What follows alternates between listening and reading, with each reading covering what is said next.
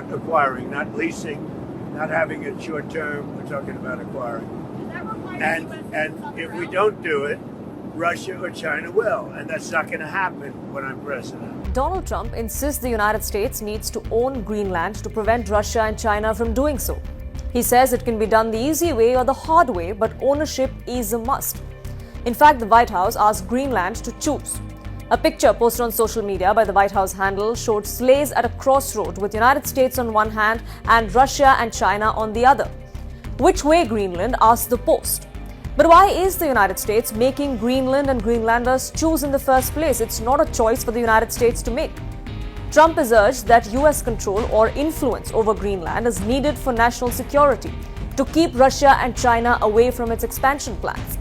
Greenland, a remote Arctic island, is massive. It's almost as big as Western Europe. A high-stakes meeting between the United States, Denmark and Greenland over Arctic island's future ended without any major breakthrough, amplifying concerns about the prospect of a near-term solution.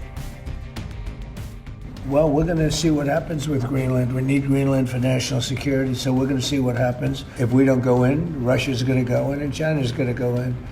And there's not a thing that Denmark can do about it, but we can do everything about it. Greenland's wealth is staggering. Rare earth minerals, crucial for telecommunications, uranium, vast oil reserves and natural gas previously thought unreachable. Currently, China dominates much of the global supply. Greenland could shift that balance, giving the United States unprecedented control over resources vital for the 21st century. It lies along key transatlantic routes, hosts the US Thule Air Base. The US sees Greenland as essential for early warning radar systems and a gateway for Arctic defense. Russia and China, meanwhile, see the broader Arctic region as an avenue for shipping, energy and resources. But Trump's warnings about China and Russia are unfounded.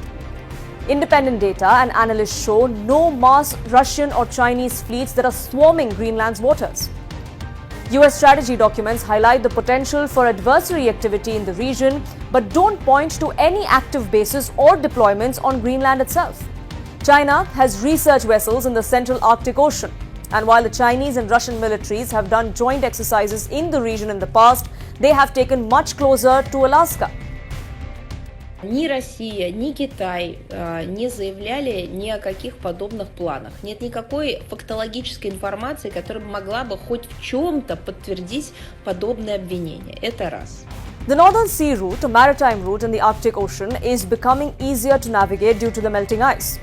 The NSR can cut shipping trips significantly short, and Russia is hoping to ramp up commerce through the NSR to trade more with Asia than with Europe due to the Western sanctions.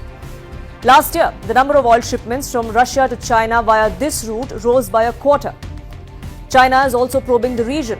They have sent 10 scientific expeditions to the Arctic and built research vessels to survey the icy waters. Here's the bottom line.